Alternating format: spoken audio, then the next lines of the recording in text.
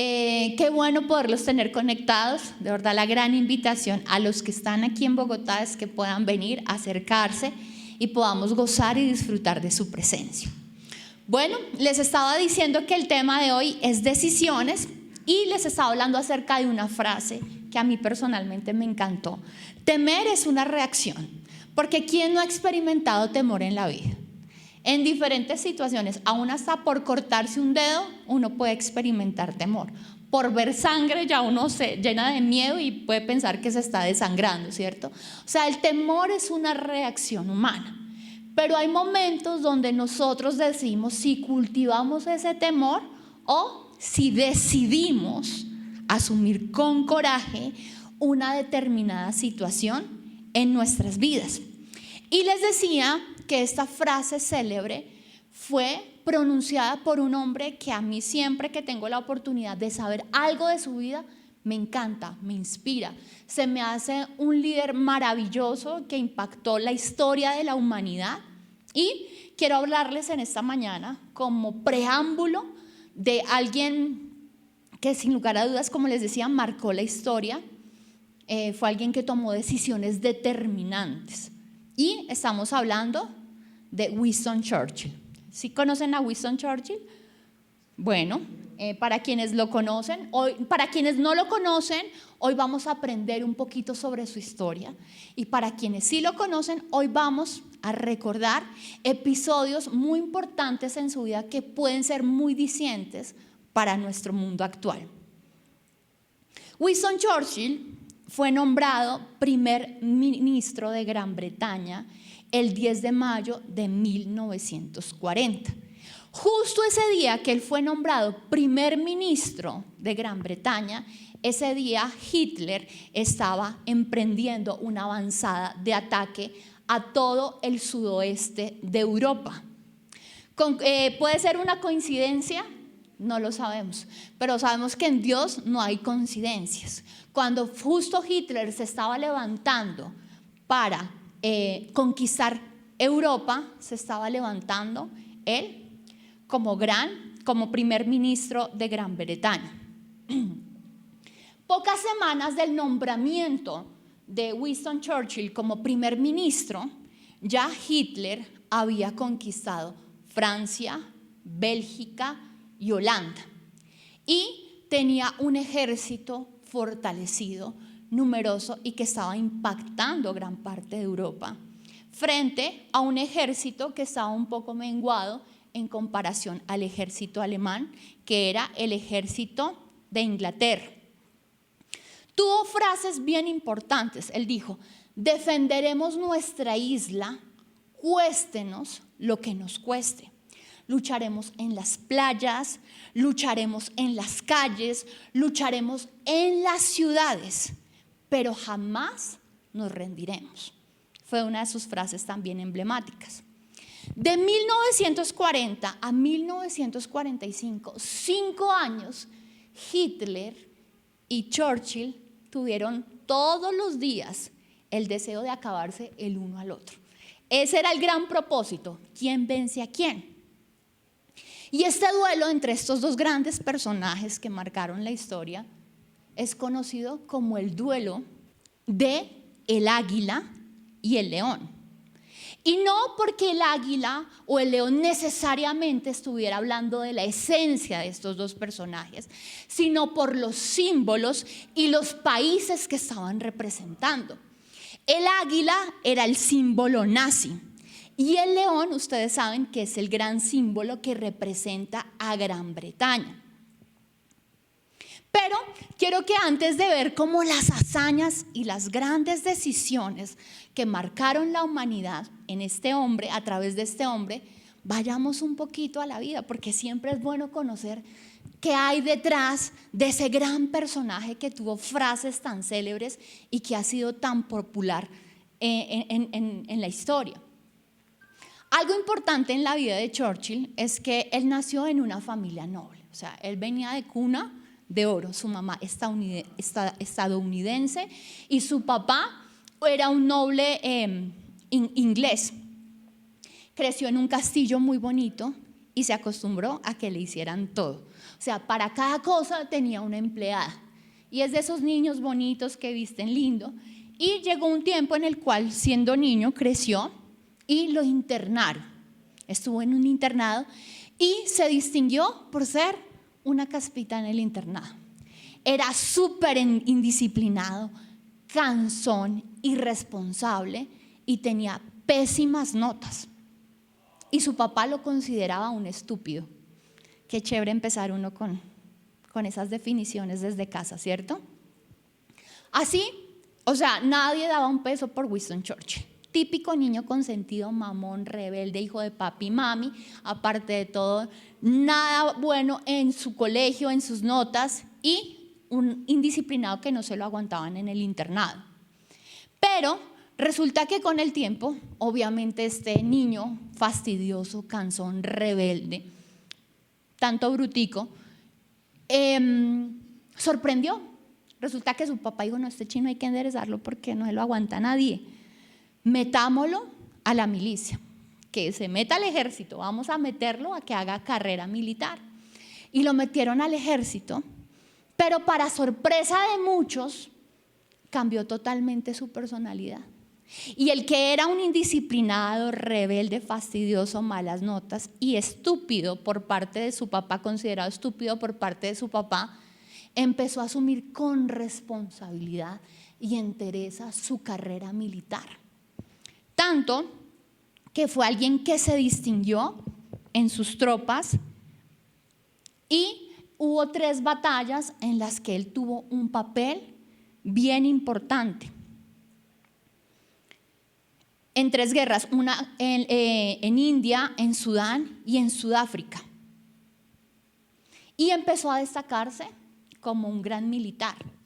Pero ya después de que él fue militar, dijo, no, ahora quiero entrar al tema de la política, me gusta la política, y regresó a Londres. Entonces él fue ministro de Hacienda a sus 36 años, fue ministro de Hacienda, donde se distinguió por ser alguien elocuente. O sea, él tenía una elocuencia, un don de gentes, y ya empezó a mostrar virtudes de liderazgo. Y cuando eso, ya después lo nombraron, siendo destacado político, lo nombraron capitán de la Marina, ministro de la Marina, fue ministro de la Marina inglesa, y bueno, fue el supercargo, porque ¿qué ocurría? Cuando él fue nombrado ministro de la Marina, en ese momento estalló la Primera Guerra Mundial. La Primera Guerra Mundial. Y tuvo un fracaso terrible, porque se lanzó a atacar por la retaguardia al ejército alemán y murieron 100.000 soldados ingleses, pero también australianos y otros países que habían decidido apoyar. Ese fracaso hizo que él se sumergiera en una depresión terrible.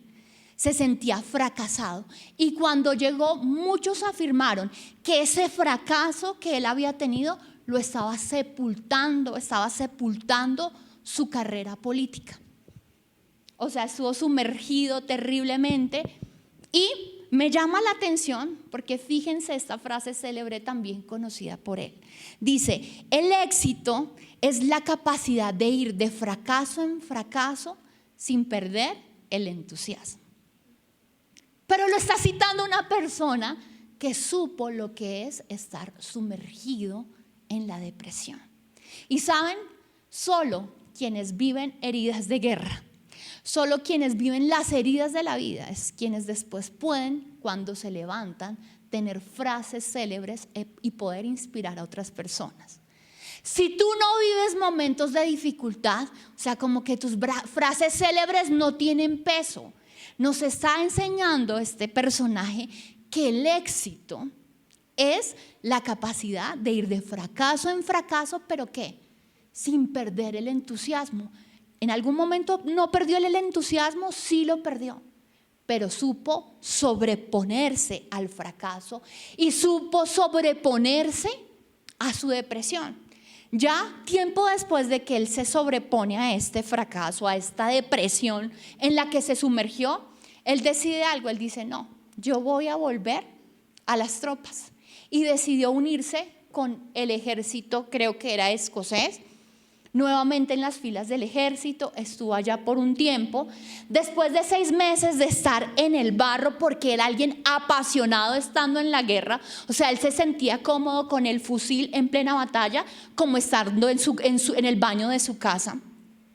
Se sentía muy cómodo en la guerra, pero después de un tiempo decidió nuevamente regresar a Londres. Y allí nuevamente ocupó un cargo diplomático. Ocupó un cargo diplomático y después de este tiempo vuelve a levantarse y es nombrado ministro de armamento.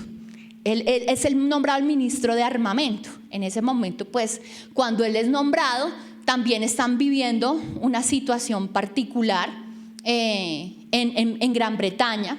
Y bueno, para resumirles la historia y no seguirles hablando aquí acerca de Winston Churchill, me parece tan importante su vida porque es un hombre que tomó decisiones muy trascendentales.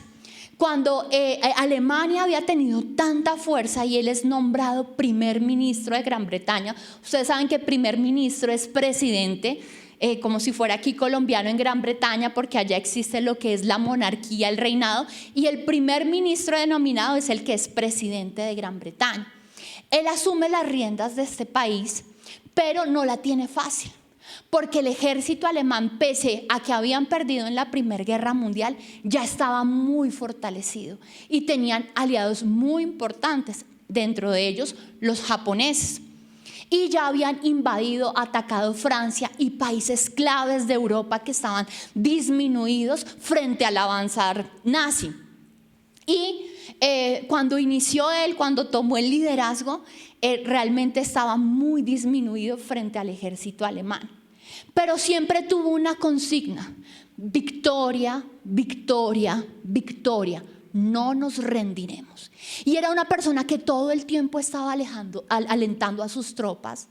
Ellos recibieron un ataque militar por parte de los alemanes en Londres, y ustedes, si tienen la oportunidad de ver las imágenes, caían edificios, o sea, realmente estaban en guerra.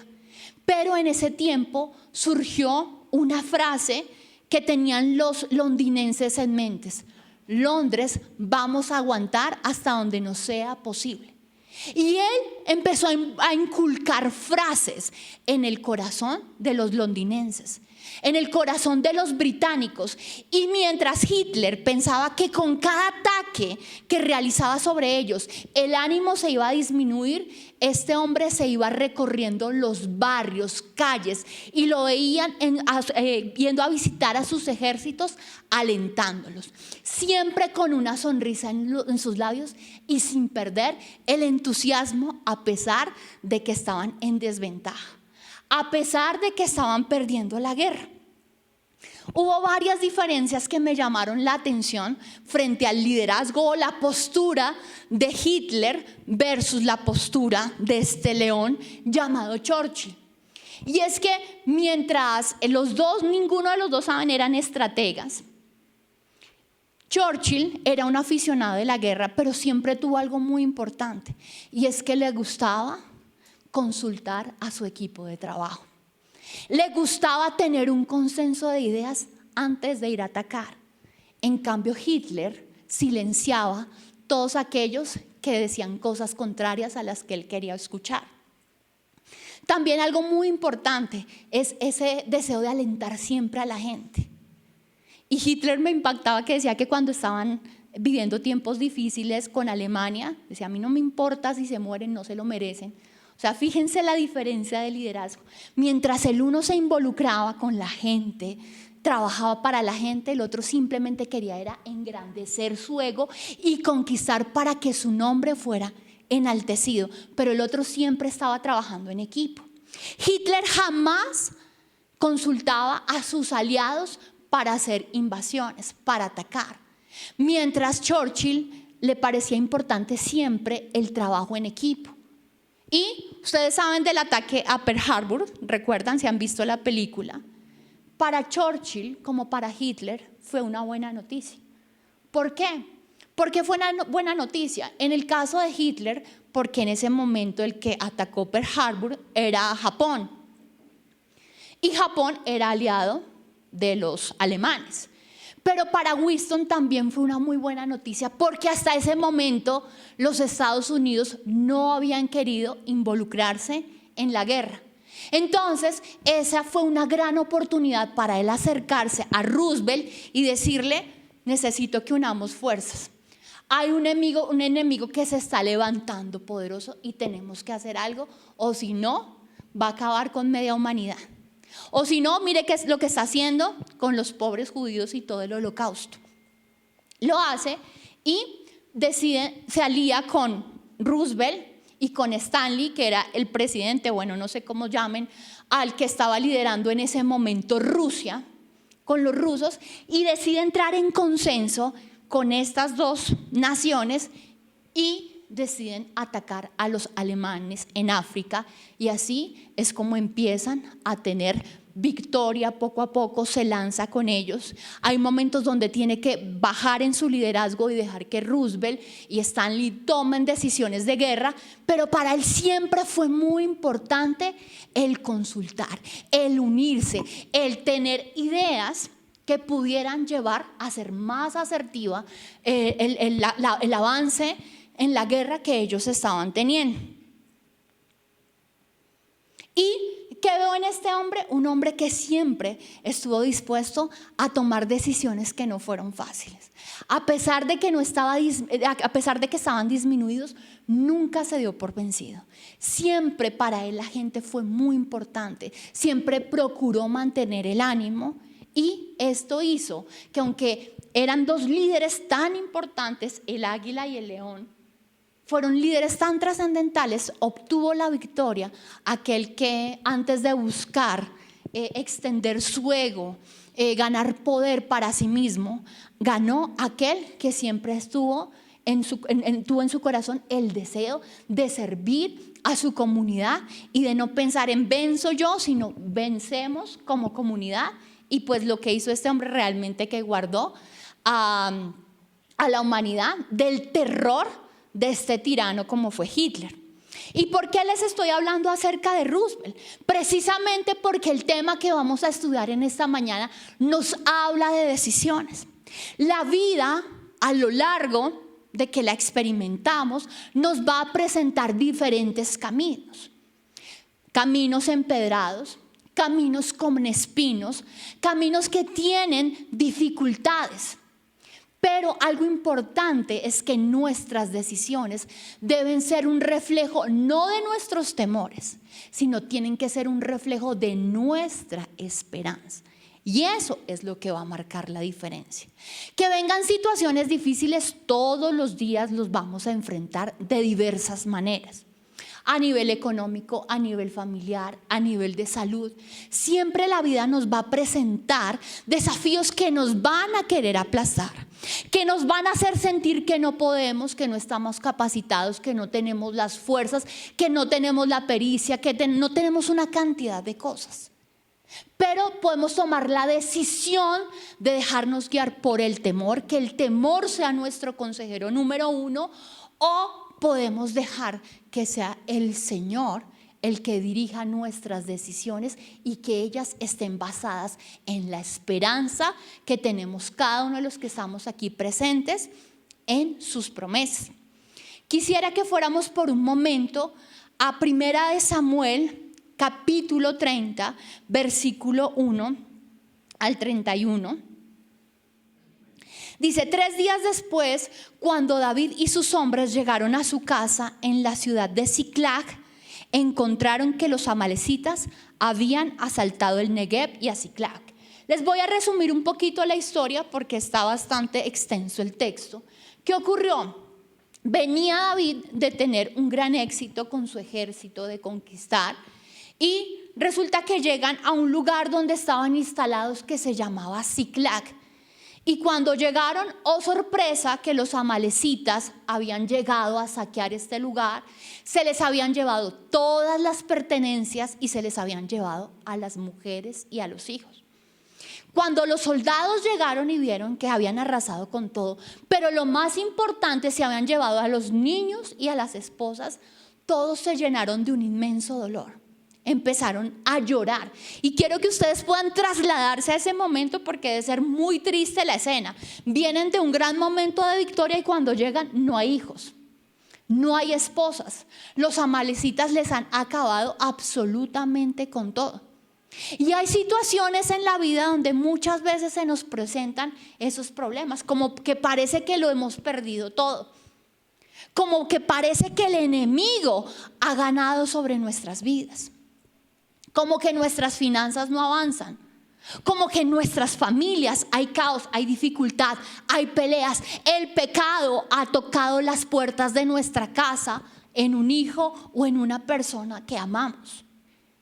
Y David estaba experimentando esto, no solamente él, sino con su ejército. Y estaban tan amargados ellos, tan entristecidos por lo que estaba ocurriendo, que dice la Biblia que muchos estaban pensando en apedrear a David. Tan lindos ellos. O sea, no, este líder, ¿qué le pasa?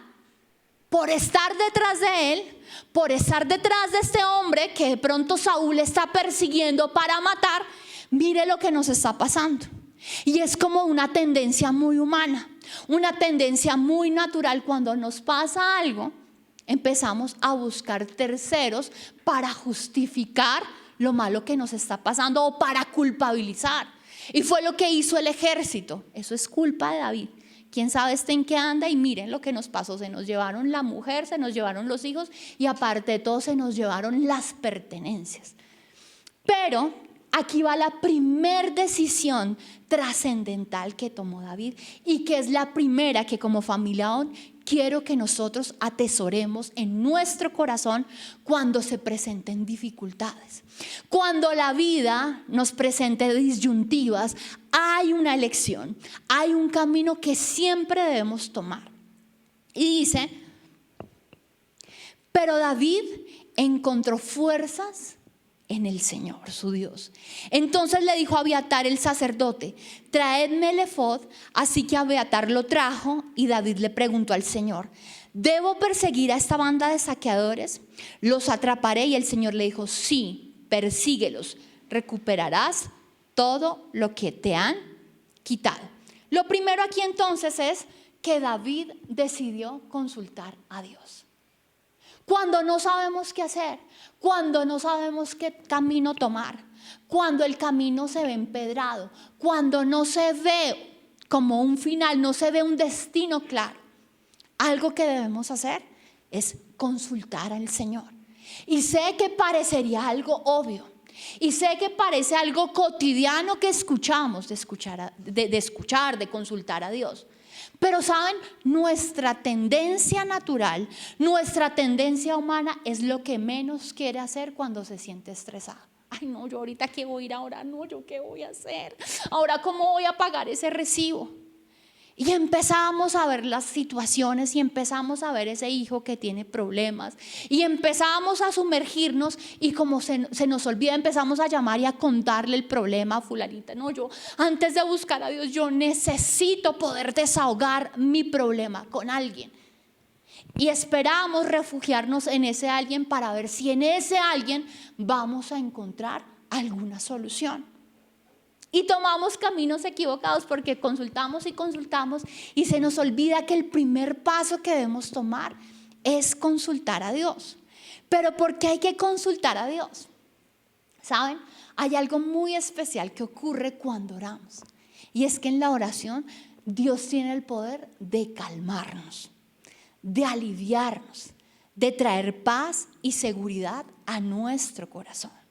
Cuando nuestros sentimientos se agitan, cuando no sabemos qué hacer, la presencia de Dios tiene el poder de aquietarnos y de quitar el estrés, la ansiedad de nuestro corazón. Hay una frase de C.S. Lewis que me encanta, dice, oro porque no puedo evitarlo, oro porque necesito ayuda, oro porque la necesidad fluye de mí todo el tiempo, cuando me despierto y cuando me acuesto. No cambia a Dios la oración, me cambia a mí. Y me parece súper lindo, porque cuando nosotros vamos a la oración, antes de pedir la solución, antes que venga la respuesta a la situación que estamos viviendo, antes que ocurra el milagro, Dios tiene que cumplir su cometido y es trabajar en nuestro corazón. Es transformar nuestra ansiedad, nuestra desesperanza en fe y esperanza. Eso es lo que ocurre en la oración. No cambia a Dios. Puede que el mismo día no reciba respuesta a mi oración de ahogo de desesperación, pero está cambiando mi carácter. Está volviéndome una persona dependiente, sensible a su voz. Una persona que sabe acudir a la fuente correcta en momentos de decisiones difíciles. Y es que viene la respuesta de Dios. Y el Señor no le dijo, ay, mi hijo, qué pesar, qué pecado. No, pues ya resignarse a que ni hijos, ni esposa, ni pertenencias, vas a empezar de ceros. Date por vencido. No, de parte del Señor, el que le consultó al Señor, Señor, los persigo, ¿qué hago? Se levantó el enemigo y arrasó con todo. Me cruzo de brazos a ver qué pase, algo que ocurra, un milagro mañana, y entonces alguien toque a mi puerta y me diga, mire, tengo $1.000.000 para que pueda pagar la cuota del apartamento. Ay, no, que yo vaya caminando y me encuentre un billete de 50 para pagar el recibo del gas. ¿Cierto? Que es como los anhelos que uno a veces en medio de la desesperación tiene, que alguien toque a mi puerta y me diga que me va a regalar X o Y cosa, o que yo vaya caminando y de manera sorpresiva me encuentre algo. No, él lo que preguntó fue, Señor, ¿debo perseguirlos? ¿Debo seguir siendo constante en esa misión que tú me has dado? ¿Y cuál fue la respuesta del Señor? Persíguelos porque vas a recuperar absolutamente todo. ¿Cuál es la voz de Dios cuando hay situaciones difíciles? No claudiques, no te des por vencido, no dejes, no desertes, avanza y sigue conquistando. Levántate, sigue trabajando, no pierdas el ánimo, no pierdas la fuerza, aunque las situaciones estén en tu contra. ¿Qué fue lo que ocurrió con Winston Churchill? Él estaba en desventaja frente al ejército alemán, pero tuvo un lema en su mente: victoria, victoria, victoria. Lucharemos en las playas, lucharemos en las ciudades, lucharemos en las zonas de desembarco, pero no nos daremos por vencidos. Y saben algo que no les dije que me pareció impresionante, es que cuando los londinenses tuvieron esta frase de vamos a aguantar hasta el final, veían los escombros en las ciudades y al otro día ustedes veían a los londinenses levantándose como si nada de ir a trabajar. Se creó esa cultura, había ataque, pero ellos seguían levantándose como si nada al otro día ir a trabajar. Y eso fue algo sorprendente que pudo traer a la mentalidad de los londinenses alguien tan importante como este líder. Y entonces dice que David se levantó con 600 hombres para ir a perseguir. La segunda decisión es no darse por vencido. A veces la falta de resultados agobian, desesperan, pero no podemos bajar los brazos en la misión que tenemos por delante. La pregunta que yo quiero hacerte en esta mañana es: ¿qué misión Dios te ha confiado? ¿Qué misión te ha encomendado?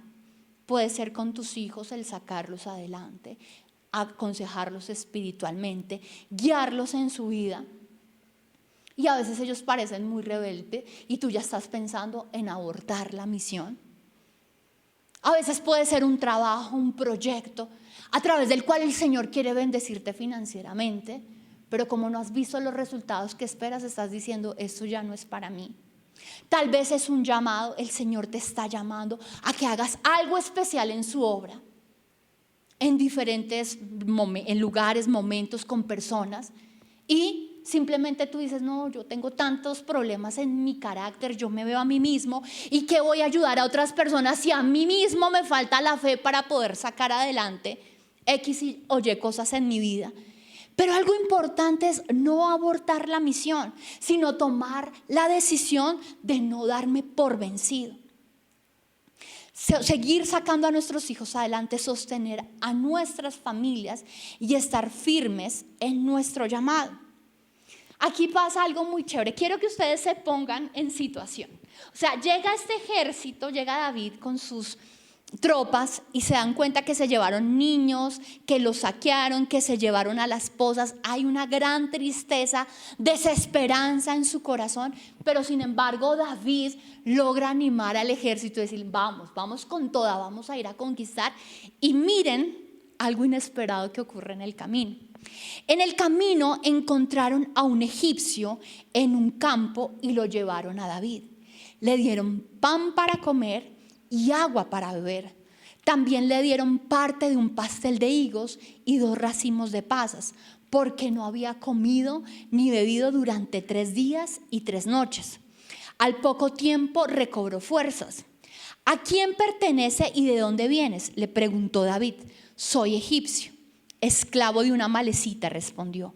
Mi amo me abandonó hace 3 días porque yo estaba enfermo. Regresábamos de asaltar a los cereteos en el Negev, el territorio de Judá, la tierra de Caleb, y acabamos de incendiar Siclag. ¿Me guiarás a esta banda de saqueadores?, preguntó David. El joven contestó, si haces un juramento en el nombre de Dios, que no me matarás, número 1, y número 2, no me devolverás a mi amo, entonces te guiaré a ellos. Ellos vienen tristes, desesperados, con el ánimo por el piso, con el deseo sí de ir a conquistar nuevamente a sus mujeres, de ir a rescatarlas, a sus hijos y sus pertenencias, y de paso se encuentran con un egipcio que estaba prácticamente muerto, estaba enfermo, estaba herido. O sea, si yo voy, pónganse ustedes en la siguiente situación, les los llaman y les dicen, fulanito está en el hospital gravemente herido. Y de paso se encuentran con un egipcio que estaba lastimado. A mí me importa 5 el egipcio, o sea, yo necesito ir a saber qué pasó con mi familiar. Yo necesito ir a liberar a mi esposa. Yo necesito ir a liberar a mis hijos. Lo que esté ocurriendo con este egipcio realmente me tiene sin cuidado. Pero fíjense la actitud de algunos del ejército y del propio David, que pese a su angustia, que pese a sus dificultades, deciden centrar su atención en ese egipcio que estaba enfermo, que estaba lastimado y que en ese momento no les representaba absolutamente nada. Pero le dieron de comer. Y saben, a veces el Señor nos pone personas en nuestro camino que tienen mucha necesidad, aunque nosotros también tengamos necesidad. Pero las presenta en nuestro camino para que les alimentemos, ya sea espiritualmente, ya sea para que pronto podamos darle pan, chocolate o algo podamos hacer por ellos, a pesar de que nosotros estemos ocupados o abrumados con muchísimas cosas. Y me pasó a mí el día de ayer justamente. Era un día de esos chocolates sol, como dicen. Tenía muchos pendientes y muchos compromisos que ir sacando adelante. Y ya me estaba disponiendo, uno de ellos era poder terminar mi mensaje, y Dios me pone una persona y esa persona empieza a contarme cosas terribles de su vida. Y yo decía, Dios mío, ¿qué hago? ¿Cómo le digo que no? Que yo ahorita necesito preparar mi charla, que con gusto la aconsejo, le digo o le pongo cuidado después. Pero realmente era tan conmovedor lo que me estaba contando que el mismo Señor me decía, tú tienes la respuesta a la necesidad que esta mujer está viviendo. Y empieza a contarme su vida y yo era boquiabierta de todo por lo que estaba pasando ella. Empiezo yo a predicarle de Jesús, a decirle que en Jesús está su esperanza y una cantidad de cosas. Y cuando el Señor, estoy hablándole a ella, el Señor, preciso hoy a terminar, ya termino de escucharla, de decirle, y me habla de este pasaje del egipcio. Siempre nosotros vamos a tener necesidades apremiantes en nuestra vida, pero fíjense lo que ocurrió. Cuando ellos deciden fijar sus ojos en el egipcio, atrás doña Yolanda llora y me hace llorar, yo veo a alguien llorar y ya lloro. Y algo que me pareció lindo es que cuando el egipcio se recupera, toma nuevamente alientos, él era el que estaba con el ejército amalecita y habían incendiado y saqueado Siclag. Él sabía dónde estaban los amalecitas y él tenía la respuesta al lugar donde iban a hallar las esposas, los niños y sus pertenencias. Cuando tú pones tu vida al servicio de las personas, cuando tú dejas tu estrés, tus necesidades, esas necesidades apremiantes y decides, Señor, yo voy a ser un instrumento para hablar de ti, para darle alimento al que está enfermo, al que está cansado, al que está a punto de morir. A través de eso el Señor te está diciendo, y yo también ya tengo la respuesta para ti. Y yo ya tengo también el camino a través del cual tú vas a vencer a tus enemigos. Ellos emprendieron el viaje en búsqueda de lo que se les había perdido, pero no contaban con que en el camino iba a haber un egipcio. En la vida vamos a tener esos momentos, pero siempre vamos a priorizar en nosotros o vamos a tomar la decisión de priorizar en servir y poner nuestras vidas a disposición de lo que Dios desea hacer. Y cuando David lo hizo, encontró la respuesta del lugar y del cómo iban a recuperar. Pero ¿saben algo que me impacta en este pasaje? Es que cuando le dan de comer y ya cobra fuerzas, David le dice, me vas a llevar donde están los que han arrebatado. Y este egipcio le dice, pero solamente te pido que me prometas 2 cosas. Número 1, obvio que no me vas a matar. Pero número 2, que no vas a hacer que yo vuelva de regreso a mi amo. Qué buen líder era ese amo amalecita. Lo que hizo David era lo que había tenido que hacer el líder amalecita. Y estaba tan agradecido por lo que había hecho su jefe amalecita que le ha dicho, mire, todo menos volver allá. ¿Y cuántas personas salen tan lastimadas de empleos, de iglesias, porque se aprovecharon de ellos? Porque les servían cuando tenía vigor, cuando tenía fuerzas. Pero cuando estuvo enfermo, cuando pecó, cuando de pronto decidió hacerse a un lado y decir, ahorita no quiero, no puedo seguir, entonces ¿qué hicieron? Una patadita por detrás porque ya no nos sirves. Y esa era una de las características de Hitler. Un hombre muy determinado, un hombre muy visionario, también con mucha elocuencia. Aparte de todo, también era pintor como Churchill. Tenía muchas similitudes, pero no amaba ni sentía compasión por su pueblo. Luchaba por su nombre, pero no por las personas que tenía a cargo. Y eso hizo la diferencia, y esa fue la gran diferencia que tuvo el corazón de David al de este rey o líder amalecita.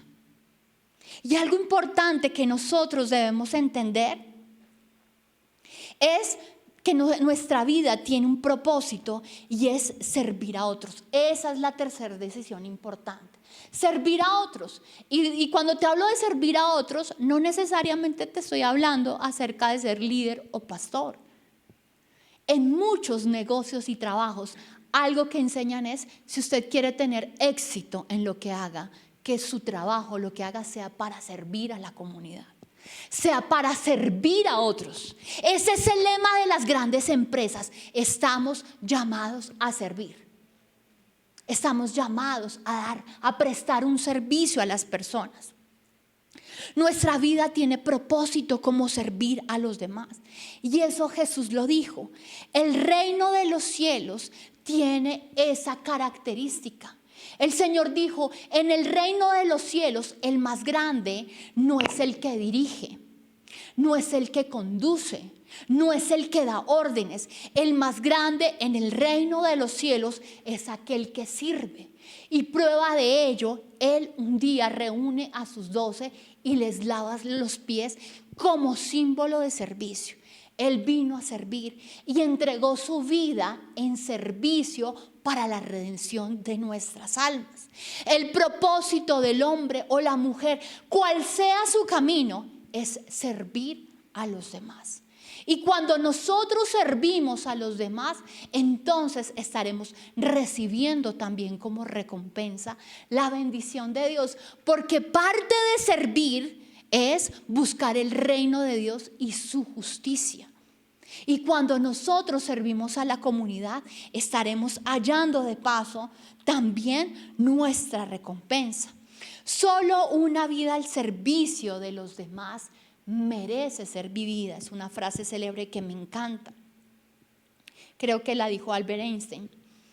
Y realmente quiero que hoy nos preguntemos, lo que yo estoy haciendo, mi vida realmente está bendiciendo, está sirviendo a mi comunidad, me está llevando a cumplir el llamado de Dios, o simplemente estoy viviendo para engrandecer mi nombre y para mis necesidades, para suplir lo mío, lo de mi casa, pero no estoy poniendo los dones y talentos que el Señor me ha dado para bendecir de alguna manera la vida de otras personas. Algo importante también que siguió ocurriendo, pero unos alborotadores entre los hombres de David dijeron, ¿qué ocurrió? Resulta que ellos fueron, conquistaron, en efecto, siguieron el camino que el egipcio les había dicho, y cuando llegaron encontraron como a los amalecitas. Estaban enfiestados, estaban borrachos, embriagados, estaban en fiesta. Felices, ¿por qué? Por el botín que habían obtenido de los de Judá, por lo que le habían robado a David sus pertenencias, sus mujeres, y estaban enfiestados, y con lo que no contaban ellos era que David venía rumbo a declararles la guerra. ¿Qué ocurrió? El Señor les dio la victoria, fruto de la sensibilidad que tuvo David a escuchar, a ponerse en manos del Señor. Entonces vino la respuesta y llegó a encontrar a su enemigo como ellos no esperaban encontrarlo. Estaban enfiestados y ese día los vencieron y se llevaron todas sus pertenencias, y no solamente sus pertenencias, sino que también trajeron gran botín de sus enemigos. Y cuando ya ellos vienen de regreso con mucha alegría, porque ya nuevamente habían recuperado sus hijitos, sus esposas, sus pertenencias, ya estaban felices con lo que había ocurrido, resulta que aparecieron unos personajes bien especiales en el camino. Dice, pero unos alborotadores entre los hombres de David dijeron, ellos no fueron con nosotros, así que no pueden tener nada del botín que recuperamos. Denle sus esposas e hijos y díganles que se vayan. Pero David dijo, no, mis hermanos, no sean egoístas con lo que el Señor nos dio. Él nos protegió y nos ayudó a derrotar a la banda de saqueadores que nos atacó. ¿Quién les hará caso cuando hablan así? Compartiremos por partes iguales, tanto con los que vayan a la batalla como con los que cuiden las pertenencias.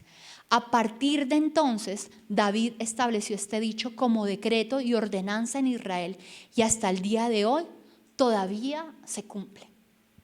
Van ellos a la batalla, que fue algo que no se los dije porque está en la lectura. Cuando ellos van a la batalla, resulta que hay un grupo como de 200 personas que dicen, no, nosotros no queremos ir a la guerra. Estamos cansados o tal vez estamos atemorizados. Nosotros nos quedamos en este lugar porque también tiene que quedarse alguien cuidando en este lugar. Y David dice, bueno, los deja quedarse, pero cuando llegan de la guerra y tienen tremenda victoria, dice que se levantan unos alborotadores todos egoístas y dicen, no, ellos no fueron a la guerra, ellos no fueron a pelear, devuélvanle sus chinos, sus esposas, pero nada de lo que nosotros conquistamos, nada del botín, porque no fueron a pelear. ¿Y cuál fue la respuesta de David? No, vamos a compartir, porque resulta que la batalla no la ganamos por nuestra valentía, por nuestra fuerza o por nuestra capacidad, sino porque Dios nos dio la victoria. Cuarta decisión, añadirle valor a todas las personas que están a tu lado. Aquí, sin importar, querida familia de On, cuáles sean tus dones, cuáles sean tus talentos, cuál sea tu llamado, todos ustedes son personas muy importantes. Vayan a la guerra o cuiden las pertenencias. Sean líderes o sirvan acá sirviendo un café. Todos merecen bendiciones del Señor al igual. Todos están invitados a estar en la mesa del Señor. Todos tienen un valor muy importante. ¿Por qué? Porque el Señor les ha dado ese valor. Porque el Señor los ha rescatado a todos del peso del pecado. Porque a todos el Señor les ha cortado el yugo de la esclavitud. Los ha liberado del pecado. Y sin importar qué tan visible o no sea visible tu talento, algo tienes para dar al Señor. Y ese algo es muy valioso. ¿Por qué? Porque Él te lo confió. Porque ese talento Él te lo dio. Es muy importante. Para nosotros es tan importante todas las personas que el Señor está añadiendo. Todas las personas que hacen parte del equipo de trabajo. ¿Y saben qué es lo bonito de un líder? Lo lindo de un líder no está en cómo dirigir, en cómo dar órdenes, sino cómo ayuda a las personas que está liderando a descubrir sus dones, a descubrir sus talentos y llevarlos a que puedan brillar. Si ellos brillan, el líder brilla. Churchill brilló porque él buscó que su ejército brillara, porque él buscó que el pueblo se alentara. Hitler pereció finalmente porque estaba preocupado por sí mismo y estaba al igual que estos alborotadores, preocupado más por él, por su recompensa, que por su propio pueblo. Y ese tiene que ser un ADN de esta familia. Y es que nosotros tenemos que añadirle valor a cada una de las personas que están en este lugar. Pero les digo, a todos los que están acá, Dios les ha dado la oportunidad de pastorear, ya sea a sus hijos, ya sea una amiga que de pronto está pasando una situación difícil y acude a usted en busca de consejo, un familiar que siempre la ha visto como un referente de alguien que puede ayudarle. Todos aquí estamos llamados a pastorear el corazón de alguien, pero es importante que a todas las personas les añadamos valor. Ayer la persona que les estaba compartiendo, o sea, finalmente ni siquiera le dije que venga, o le dije, no, esperemos y primero ocupémonos de otras cosas importantes y ya llegará el tiempo en el cual esa persona va a poder venir a este lugar. Pero sin importar lo que ella pueda representarme, absolutamente nada de pronto a mí. No sé qué Dios tenga preparado en el camino, a través de ella o a través de otra persona. Pero que nosotros, siempre la motivación sea servir como Jesús sirvió y añadirle valor a cada una de las personas que Dios pone en nuestro camino. Ese es el verdadero éxito del liderazgo. Añadirle valor, ayudar a descubrir qué tienes tú, a ver qué es lo que tienes, en qué sirve, qué te gusta, qué te apasiona, qué mueve las fibras de tu corazón. Te mueve las fibras, entonces yo voy a estar para ayudarte a descubrirlo no solamente, sino a que puedas brillar en eso que a ti te apasiona. Y esa fue la diferencia entre David y el líder amalecita. Qué tenaz es cuando la gente se va de lugares donde dice, uy, no, pero yo allá no vuelvo ni loca, porque me fui de ese lugar y se agarraron a rajar de mí. Les serví mientras yo lideraba, mientras yo hacía, mientras les generaba recursos, pero me fui de ese lugar y se desentendieron de mí y ahora soy Satanás en versión, bueno, no sé. Satanás me quedó en pañales. Pero cuando tenemos la actitud de David, de levantar, de darte comer, de ayudar y de darle a cada persona que está a mi lado el valor que se merece, eso va a ser la gran diferencia. Termino con una de las frases que les decía en medio de la enseñanza: que tus decisiones hablen, sean un reflejo de tu esperanza, del Dios al que tú crees, de las promesas que albergas en tu corazón y no de los miedos sobre los cuales has decidido claudicar, abandonar y desechar. Amén. 4 decisiones importantes entonces. La primera, ¿cuál era? Consultar a Dios, ¿cierto? Es lo primero. Desahogarnos y dejar que Él nos cambie a nosotros. La oración no lo cambia a Él, pero sí me cambia a mí. Lo segundo, no darnos por vencidos. Nunca el Señor te va a dar un consejo de deje así, mijo, aborte la misión.